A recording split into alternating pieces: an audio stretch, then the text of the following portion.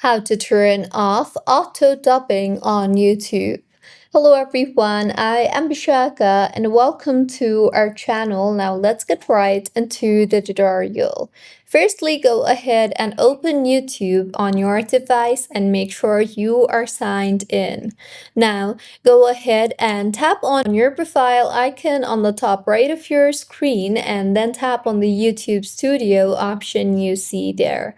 Now, once you are in YouTube Studio, tap on the settings option on the bottom left of your screen and then tap on the channel option you see there. Further, tap on the advanced settings option, and now if you scroll down, you will see the option for automatic dubbing. So in order to disable automatic dubbing, simply uncheck the check boxes for allow automatic dubbing and then tap on the save option in order to save the changes that you just made, and with this, auto dubbing on YouTube will be disabled. So this was about how you can disable auto dubbing on YouTube. If you find this tutorial helpful, please like the video and do comment if you have any queries.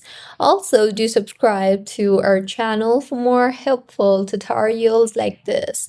See you on the next one.